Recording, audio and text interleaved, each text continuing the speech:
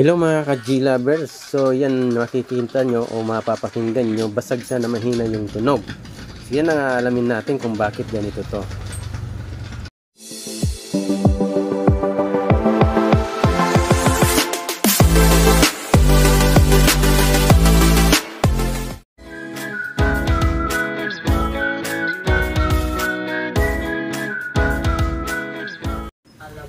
So yan mga ka-G lovers, tingnan nyo maigi, ito yung makikita natin sa loob. So maliit lang ang board. Siyempre, una natin gagawin, magte-test tayo, check natin sa mga output kung meron tayong makuhang shorted or may makita tayong sunog sa mga ganyan. So hahanapin natin yan.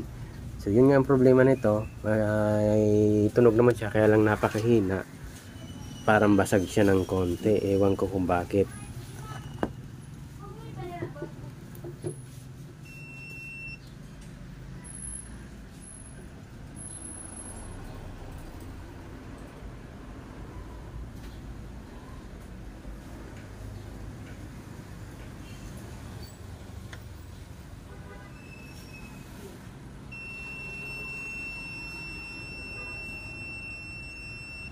Ayun, nagbaser. So ibig sabihin may shorted nga, isa na. Nakakuha na tayo ng isa sa kabila pa.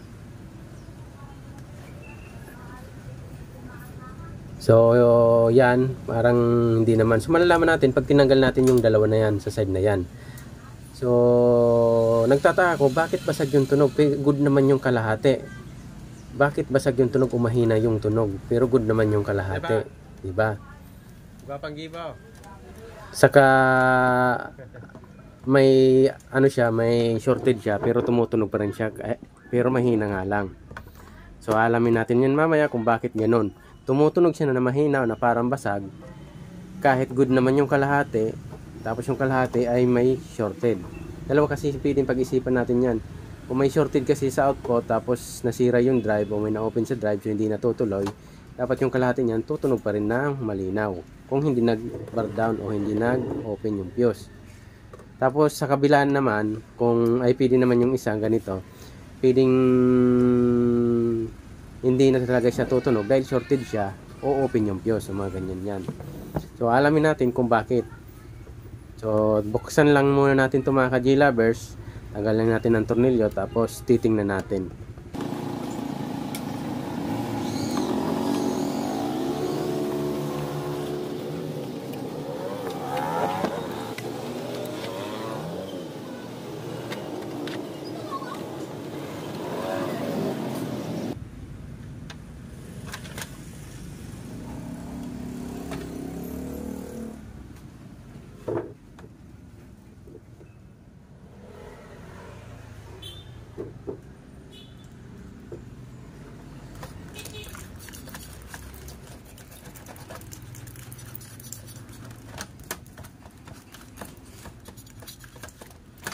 Bali, tatanggalin natin tong dalawang output na yan kasi dyan yung nakita natin yung isang shorted.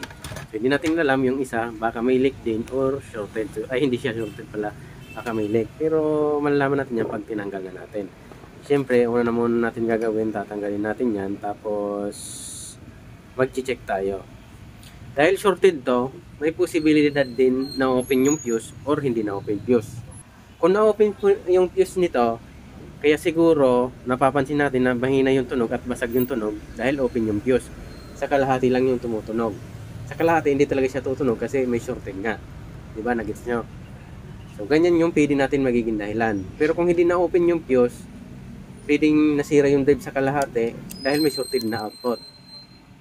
Pero dapat malino yung tunog nun kasi good yung ano natin, yung mga output. May posibilidad na dapat good yung tunog kung malino yung tunog. So, kaya pwede siguro mangyari nito, open yung fuse nito, kaya tumutunog pa rin siya na mahina yung tunog or basag yung tunog. Kasi may mga ganitong design na amplifier, kahit open yung fuse, basta isa lang na open na, hindi ko sinasabing dalawa. Pag dalawa talaga, totally hindi na yan tutunog. Pag isa lang yung na open na fuse, tutunog pa rin yan, mahina lang, talagang mahina. Kasi hindi nga buo yung supply. Tumutunog siya, mahina lang, hindi buo yung supply. So, yan, may mga ganyan na design na amplifier. So, tanggalin lang natin to, tapos check natin ng manual kung ilan ba talaga nasira, kung dalawa o isa lang talaga. Tapos Check pa tayo sa ibang parts at nagbo-voltage check tayo.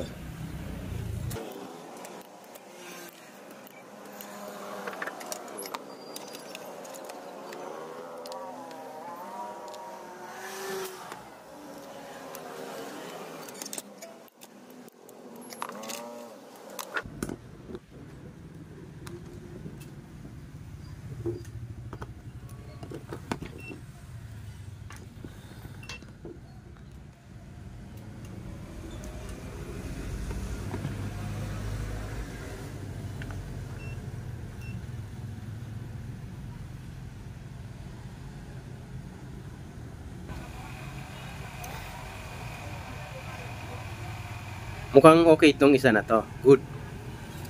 So good siya yung output na to. So ibig sabihin, yung isa lang yung sira nito mga ka-G-Lovers.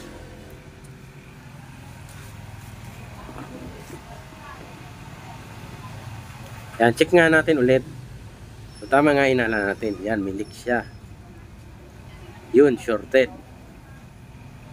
So na-confirm na natin, ito yung sira niya. Isa. So hindi natin alam na pwedeng inabot din yung drive nito. C5198 yung nasira. A1941 yung okay.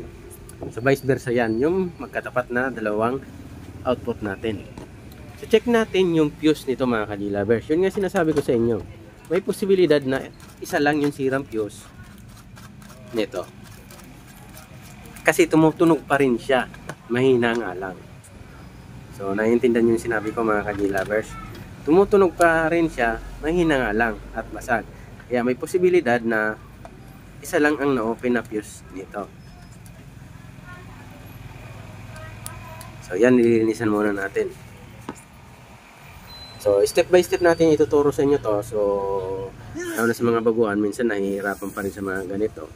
Pero sa katagalan ko na nag-upload nito, siguro karamihan sa inyo ay kabisado na yung pag-repair ng mga amplifier. So, minsan kasi may parehas-parehas yung sira pero iba-iba yung solusyon.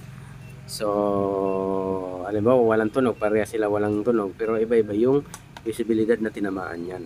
So, nagigets nyo mga ka-G-Lovers. Yan, nag-DC check muna ako dito mga ka-G-Lovers. So, hindi pa ako nag-check ng fuse nyan ha.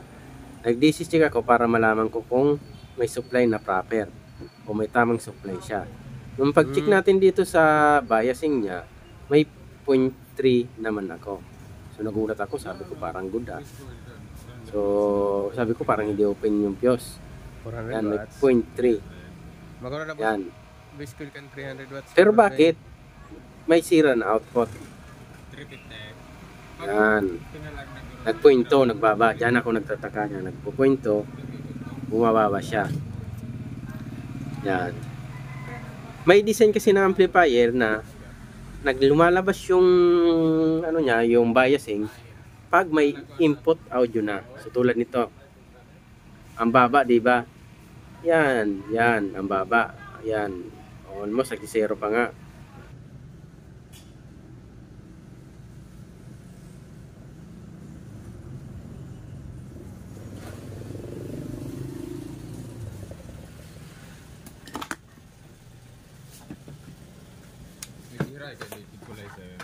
Masakit pag route ng sliding kaan. Asa. Pinupunan ko pa sila. May design na ganito na totally talaga parang mababa, unang wala pa nga. Pero good naman siya, magtataka ka niyan. So, makikita nyo yan mamaya. So, tapusin nyo yung video natin para malaman nyo kung ano ba ang dahilan kung bakit ganyan yung design ng voltage biasing nito. So, ako pa nga, tingnan ko pa dyan kung baka may mga kalawang lang. Tinignan ko, parang wala naman ko masyadong nakikita kalawang. Yung pula. Sticker. So, next natin, yung ginawa ko dito mga ka-G-Lovers ay hinanap ko, nag-check muna ako ng fuse dito. Tapos, nalaman ko nga, yun nga, may open na isa. Inisasi ko muna yan, baka kasi may kalawang.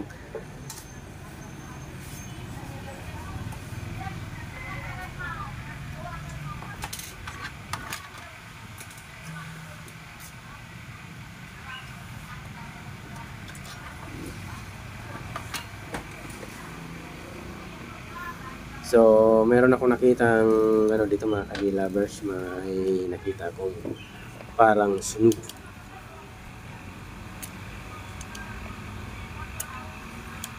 Yan, tanggalin lang natin.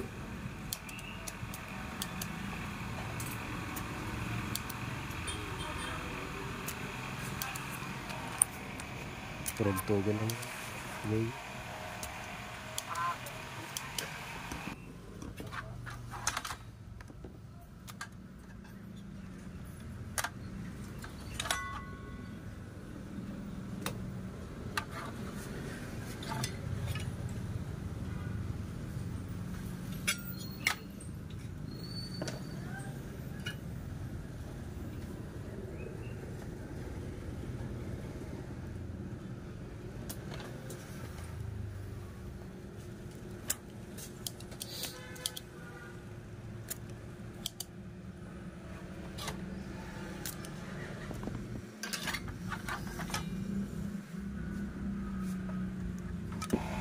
So, inuuna ko muna tong nire-repair sa kalahati na to. So, tinitingnan ko, nagpi-physical check ako, nakikita ko na yung parang nangingitim na. So, may posibilidad na sira. Tinatanggal ko muna siya mga ka-lovers.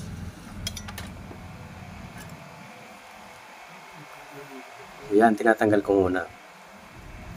So, sa kabilang channel, hindi ko na siya ginagalaw kasi hindi nga sira yung output. So, may posibilidad din na okay na yan. So, pero nakakapagtaka rin naman dahil nakita nyo naman na yung biasing niya almost zero din. Tapos, parang abnormal kung iisipin. Pero mamaya ipapaliwanag ko sa inyo kung bakit okay yan. So, malalaman nyo. Kasi kung medyo katagalan nyo na rin nag-repair, so ma-experience nyo kung maranasan nyo yung mga ganitong trouble na mapapagkamalan mo talaga siyang sira kasi wala nga siyang voltage biasing. Nagsisero nga, bumababa. So, ito nakita natin, nag-physical check ako. Sunog, di ba? So, kalahating channel talaga yung may tama dito, mga ka-lovers.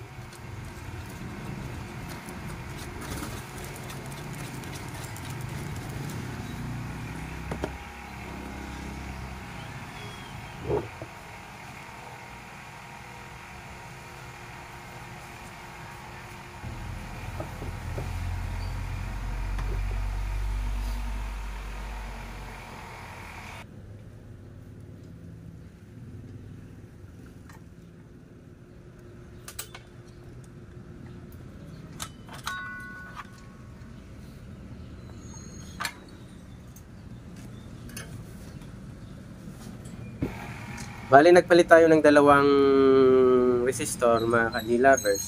Kita nyo naman, nagpalit tayo ng dalawang resistor. So, pinalitan natin yan. Kasi yun ang nakita natin na sunog na. Yung nangitim na talaga. Kaya pinalitan na natin. So, mamaya may tuturo akong technique niya na mga ka-lovers. Bagong kaalaman to. So, tapusin nyo yung video. Yun yung sinasabi ko sa inyo, mga ka-lovers, kung bakit ganun yung voltage biasing nito, zero, pero bakit good naman. So, mamaya na lang. Siyempre, paano pa natin kung saan suspend. So, yan mga ka-lovers. Yan. Dito, sa panahon na to, hindi ko pa pala na-check na open yung fuse dyan. Kaya test lang ng test ako. Pinalitan ko na ng resistor. Yan, nag-zero biasing na siya. Kanina, di ba, 0.3. Nag-zero biasing na siya. Nung nilagyan natin ng resistor, o yan, nag-zero biasing na siya. Wala na siya, di ba? Tapos, yun nga mga ka-lovers, iniisip ko na minsan nakakalimutan ko din pala. May mga panahon na ganyan na alam mo na nga may shorted na output, siyempre dapat check mo na yung fuse. Minsan dahil sa dami ng ginagawa natin, minsan nakakalimutan din natin mga ka-lovers. So hindi lahat ng oras ay lagi natin naiisip yan.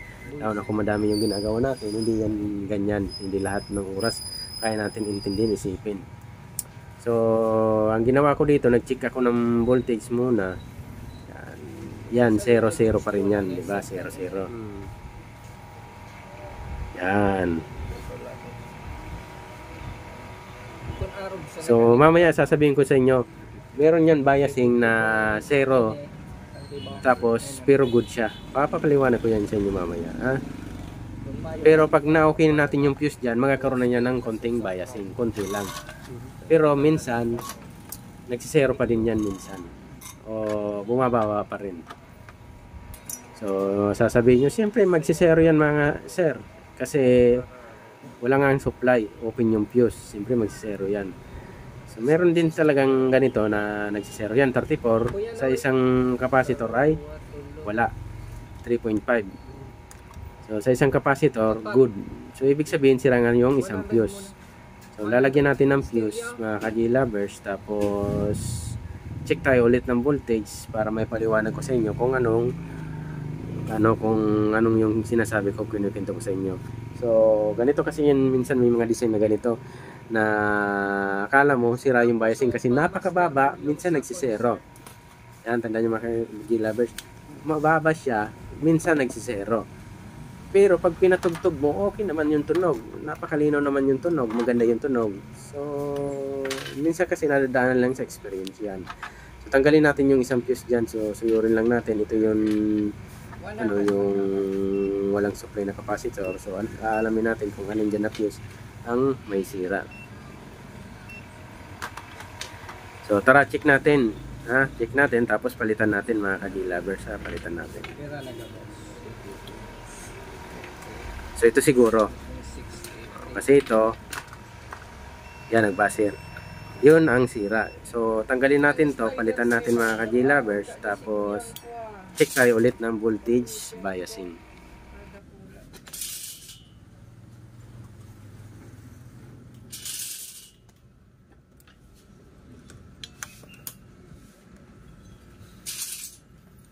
Ang spider kan speaker mo noy duran una spider itong suko yan pandigis sana kaya ko mapresyo sukol tapos utakop sukap Ay, po gaya ka dito.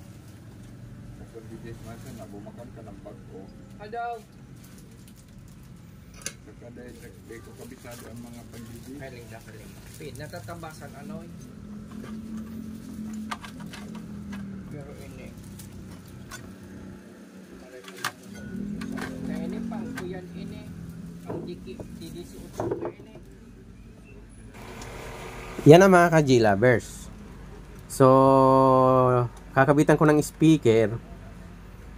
Yan, kakabitan natin ng speaker sa kalahating channel na hindi nasira yung output. Tapos lalagyan natin ng fuse. Papatugtugin natin. Titingnan natin kung malinaw ba yung tunog. Kung malinaw yung tunog, ibig sabihin, walang problema. So, ganun lang talaga yung minsan yung mga biasing nito. So, mamaya titingnan nyo So, yan inuna natin Tingnan natin yung tunog nito. yan lingaw subo hadaw di upak ko persana ni oh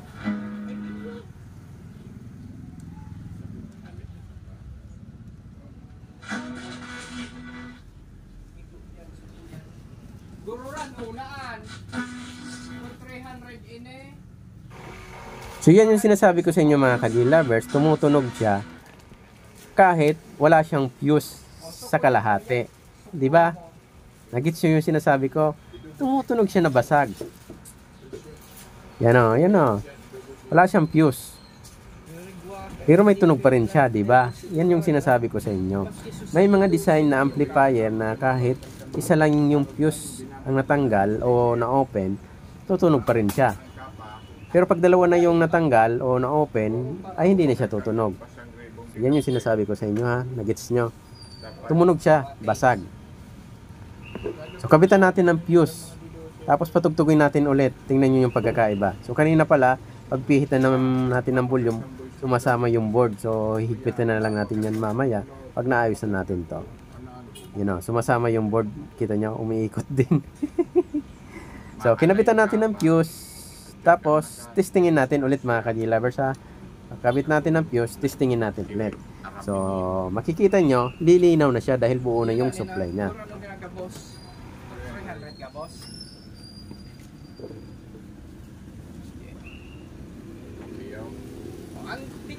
bago pala na speaker. Ismail Tamana. Kain ka.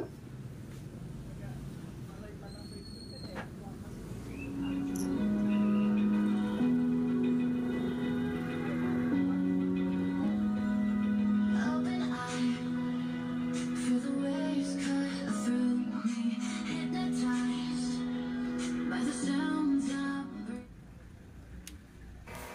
So next natin, aayusin na natin yung kalahating channel. So lalagyan na natin ng fuse. So repair na rin natin sa kalahating channel. Sa kalahati, okay na, wala na tayong problema doon. So soldahin ko rin yung fuse para hindi siya mag-lose contact. So, ganyan kasi yung dati dyan, nakasolda. So soldahin na rin natin.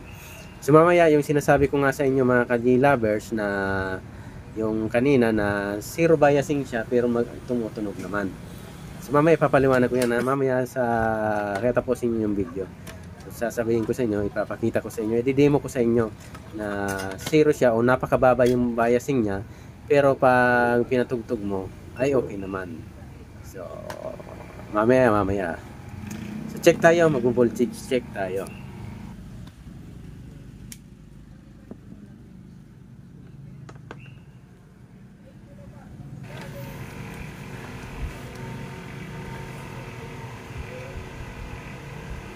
So, nag-check ako ng buhay icing dito. So, yan. Ang baba niya. Nagsisero pa nga siya.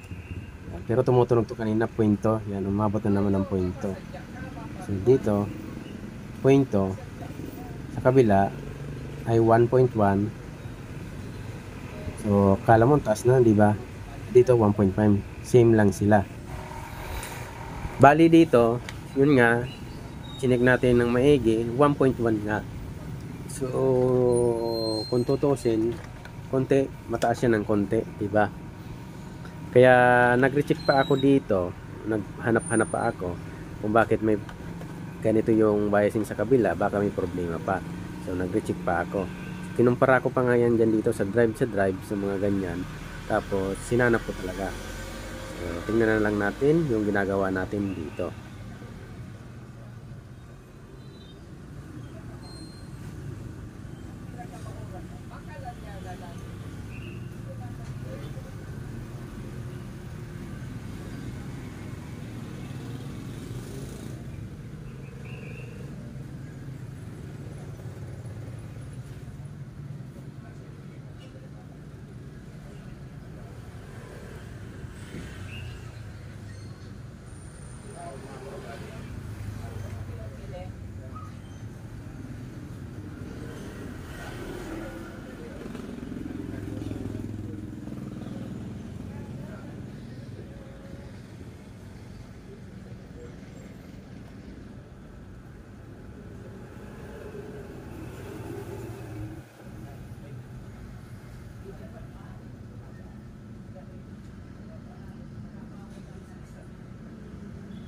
Pero unmounting sa tornilyohan para sa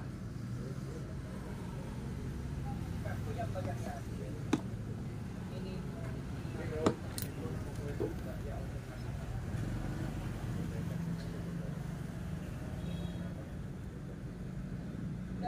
anak ko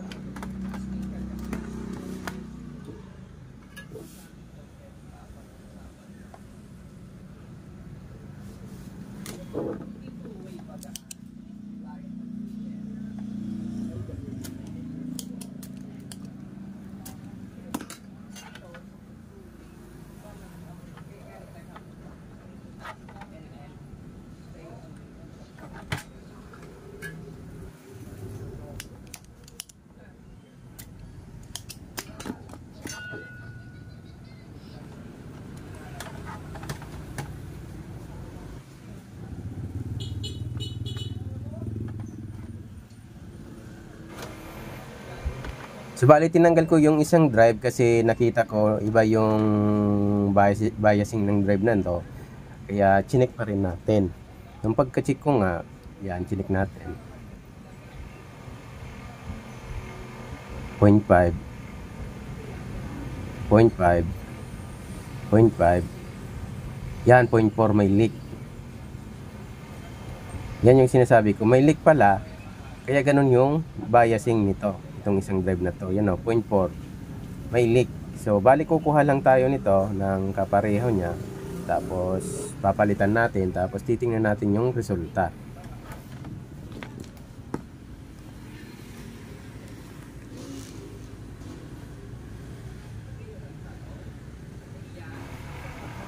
Yan o, yung leak na sinasabi ko, yung 0.5. 0.5, pag inano mo, leak. Diba? So, papalitan natin to. Tapos, titingnan natin. Yan, 2383 yata to o C2383 sa final drive to. Ang katapat nito ay A10R10. So, malalaman natin yan ha. So, kuha lang tayo ng pampalit. Siyempre. Yan, tapos, palitan natin.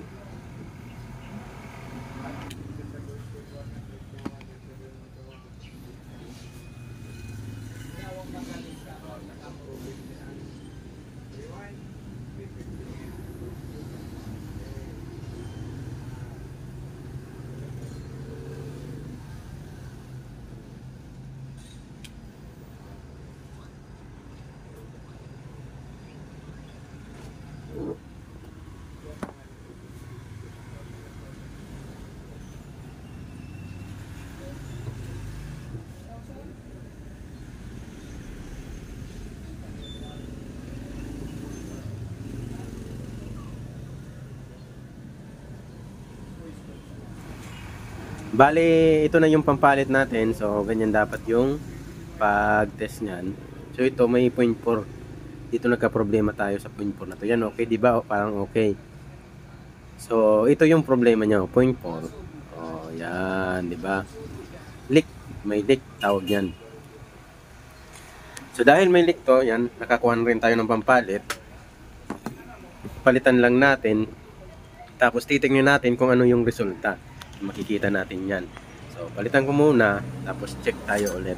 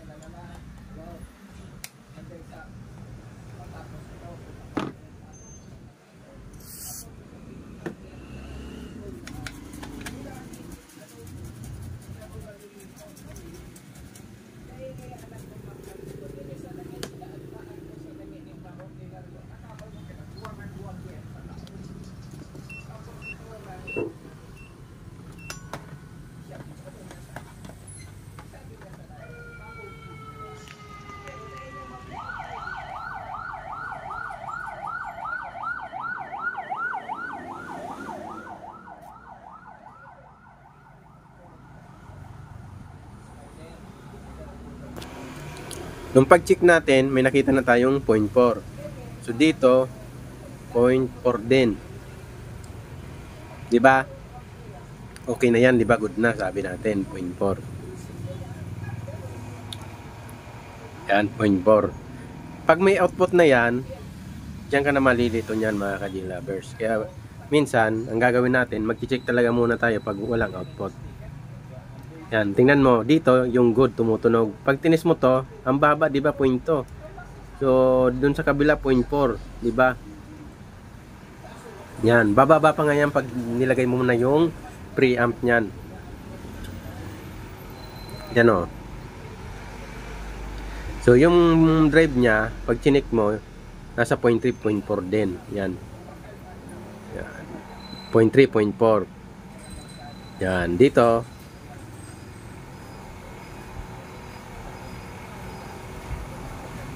Pointo.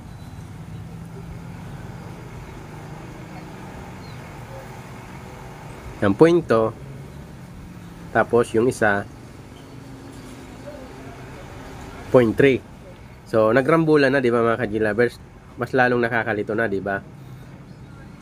Pero yung sa may bandang output nasa 0.4, 'di ba?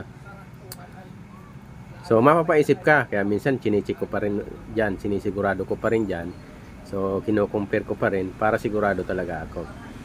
Kasi may design na ganito yan. Pag may output na, minsan ang baba talaga siya mga ka-G-lovers. Hanggat wala siyang in-input. Kaya hindi siya nagno-normal.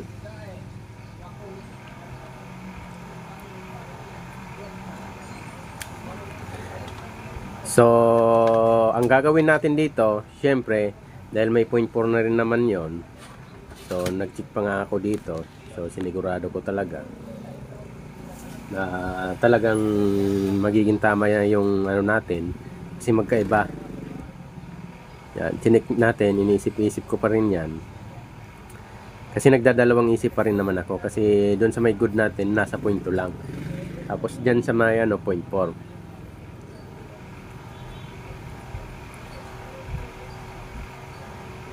Yan.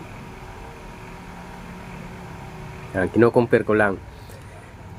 So, bigla ko naisip at nakumpara na talagang ganyan naman talaga siguro yung design nito. Kasi nakalimutan ko na, naka-experience na pala ako nito. So, medyo nalimutan na rin natin.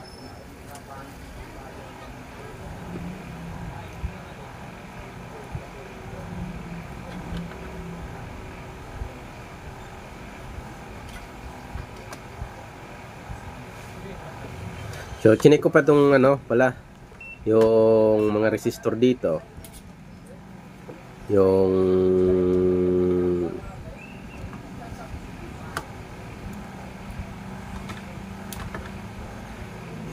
resistor, tapos yung diode, chinek ko pa. Yan. Ito yung signal diode na chinecheck ko. So, good naman yung signal diode. So, wala namang problema. Tapos yung resistor dyan, chinik ko pa rin, tiningnan ko kung meron pa akong nakaligtaan na nangitim o nasunog ng konti. So, yan. Para talagang double check ika nga. So, fast forward na lang natin tong video natin ng konti kasi dito ginawa ko ng check lang, ng compare lang naman ako. So, wala naman ako nakitang talagang malayo sa pag-compare ko. So, ginawa ko, kinabitan ko na lang siya ng output. So, fast forward na lang natin mga ka-G-lovers.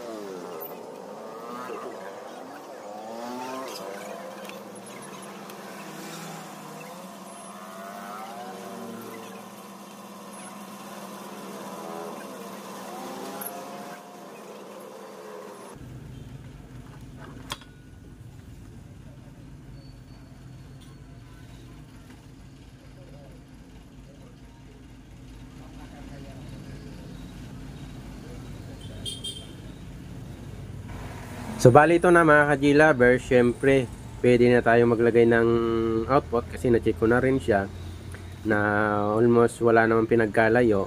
So, magkaiba lang yung biasing niya sa output nga kasi 0.4, 0.2 dun sa may sa may good natin. So, try na natin siyang kabitan. So, kuha tayo ng bago na pangpalit. Yung isa ay okay naman. So, tara, kabitan natin to. Tapos, i-check natin. So mamaya, pagtapos natin mapa-okay ito, mapatugtog, may i-demo ko sa inyo na ipapakita ko sa inyo kung bakit ganito yung biasing nito pag may output na akala mo zero or mababa talaga, sabi ko mababa, na akala mo sira, pero hindi naman pala. Malinaw yung tunog, maganda yung tunog. So mamaya, papakita ko yan sa inyo. So bali, kabitan muna natin to. So habang kinakabitan ito, papromote muna ng channel ko. Kung bago pala kayo sa ating channel at napadaan lang, gusto niyo yung mga ganitong content o ganitong mga ginagawa, so pa-subscribe na rin, and pa-like, and pa-share, and pa-hit na rin ng notification para updated kayo. para naman sa mga Facebook page, kung napapanood nyo to pala, so pa-follow, pa-share na rin, tapos pa-like, tapos yan. So maraming salamat ha, sa lagi nyo palang pagsubaybay sa ating channel. So pasensya na kayo kung bihira tayo mag-upload kasi may mga ginagawa rin tayo sa buhay, hindi rin tayo nakaka-focus sa mga ganito. So minsan pag nagre-repair ako, hindi na ako nakaka-video kasi minsan talagang nakafocus lang naman ako sa ginagawa ko. So minsan din pag naisipan ko gumagawa ko ng video para sa inyo rin, para meron kayong reference o meron kayong idea o meron kayong pwedeng panoorin kung paano natin siya ginagawa. At least hindi kayo mahirapan, lalo sa mga baguhan. So parehas din tayo naman baguhan din kasi ako lagi nag-i-explore. So iniisip ko pa rin kung ano pwede natin pag-aralan. So minsan nahihirapan din naman tayo. So at least meron kayong napapanood, at least meron kayong idea na o guide na para malaman nyo kung konti na kung paano siya aayusin. At least konti na lang yung idadagdag nyo para ma-improve pa yung sarili nyo. So sana lagi nyo panoodin yung ating channel. So maraming salamat ha. So yan, kinakabit na natin yung dalawang output, tapos pamaya try na natin, check na natin at patugtugin natin, input natin ng audio.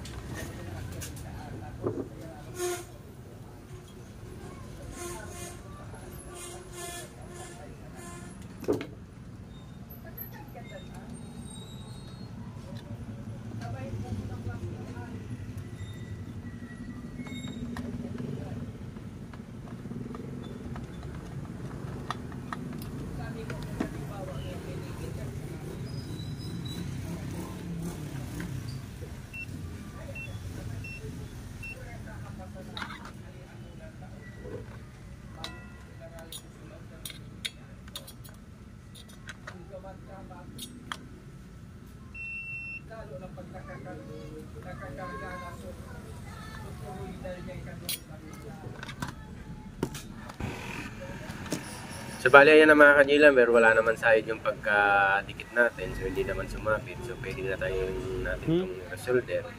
So pagkatapos natin resolder, sige, syempre testing tayo ha. Mamaya i-demo ko sa iyo yung sinasabi ko sa inyo kung bakit ang baba ng biasing niya, na talagang umaabot pa nga minsan sa zero yung biasing niya. So baka malito kayo. Kaya i-demo ko na lang sa inyo kung bakit masasabi natin good na pala kahit ganun yung biasing niya.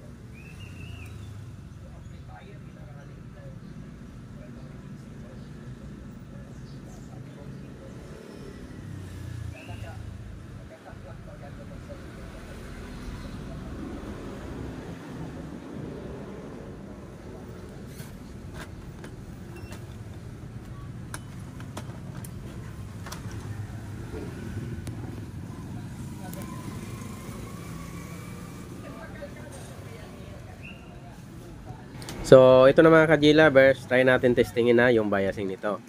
So i-on ko, tapos nakatutok na yung multimeter natin. Pag ginon natin, yan, pitik-pitik lang. So almost zero nga. Yan, almost zero. So di ba nakakapagtaka. So dito naman, pag ginon natin, yan, almost zero. Yan, almost zero. Tapos nagpo-pointo. Yun yung sinasabi ko sa inyo mga ka-G-Lovers. Baka magtaka kayo kasi napapagkamalan yung almost zero. Pero okay naman yung supply niya na 34. Diba? Okay na yung fuse natin. Yan, pag tinis mo ulit, nag 0.1, 0.2, yan, 0.1, 0.2. Nag 0.1, 0.2, yan, 0.1. Tapos minsan 0. So, nagigis nyo yung sinasabi. O, kanina 0, yan, 0.1 na naman. Yan. So, ibig sabihin, may konti dyan, pumasok na signal, kaya nagkaroon ng 0.1, 0.1, 0.2. So, nagsisiro pa nga minsan. So, 0.2. So, ibig sabihin, same na rin naman sila lahat. So, almost magkalapit na, hindi naman naglalayuan na. So, good na to. So, kakabitan ng speaker, tapos i-demo ko sa inyo kung paano magpa-normal niyan. So, paano natin malaman kung normal na ba talaga yan.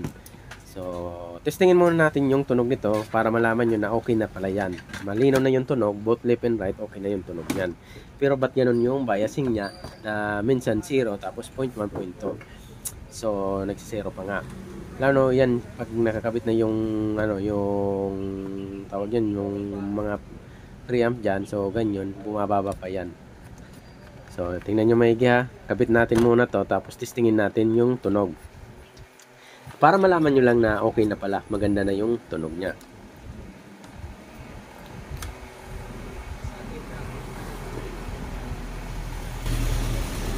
So, ito yung kaninang may sira. So, sa kabila, okay na yon. Patugtugin natin ha.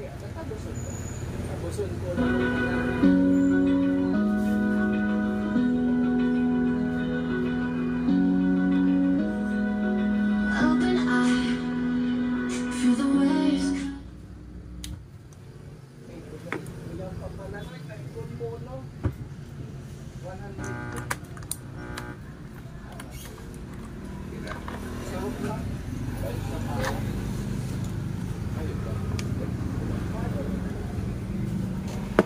Bali, nais ko muna yung volume natin. Hinigpitan ko kasi yun nga sabi ko sa inyo. Sumasama yung board. So, kapitan natin sa kabilang channel din na speaker. So, papatugtugin natin. So, mamaya, abangan nyo. I-demo ko sa inyo kung bakit ganyan yung biasing yan. So, malalaman nyo mamaya. So, yan. Okay. Patugtog natin ulit. Titingnan natin ulit. So, higpitan ko lang kasi may kunting ugong. Wala siyang ground, proper grounding. Napakinggan nyo ba yung tunog kanina? May kunti siyang humming o ugong dahil wala pa siyang proper grounding. So, ground lang natin yung heatsink niya para maalis yung ugong. Kasi pag hinawakan natin yung body niya, nagkakaroon ng ugong ng konti o heatsink. So, yan. Pinabitan na natin siya ng tornilyo para madikit natin yung body ng heatsink. Kaya mawawala ng ugong niyan pag hinawakan natin yung body. So, yan o, wala na siyang ugong. Diba? Wala na siyang ugong. So, patugtugin lang natin to.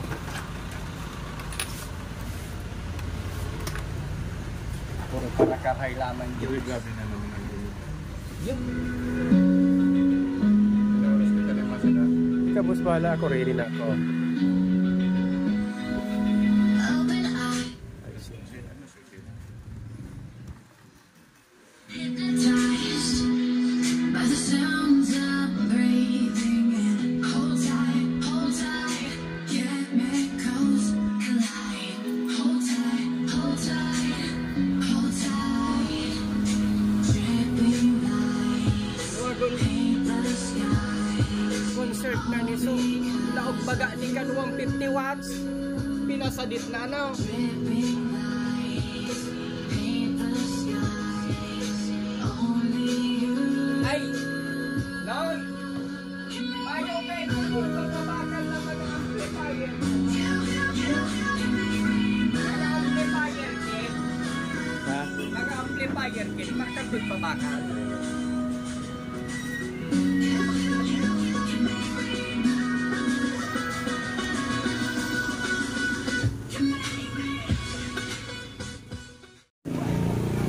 So, bali, ito na yung sinasabi ko sa inyo. I-demo ko na sa inyo kung bakit ganun yung bias niya.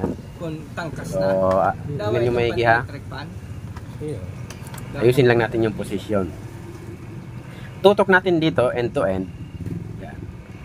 Pag pinower natin, yan. Pag walang tunog, yun yung biasing niya. Ang baba, nagsisiro pa nga yan minsan. Pag tinasan mo, 0.3. Normal, diba? Yan. Pag binawasan mo, bumababa. Hanggang 92 na lang. So, ganun din sa kabila. Yan. So, minsan nakaranas ako dito, umaabot pa ng 0 yan minsan. Pero dito, umabot siya ng 92. Yan o. 80. Pag tinaas mo siya, magno-normal yung biasing niya, 0.3. So, may signal na kasing pumapasok. Yan. So, yan o. Mapapagkamalan nyo talagang akala nyo sira. Kasi ang baba ng biasing, pero pag tinaasan mo na yung sound, saka na normal. So thank you very much. Hello,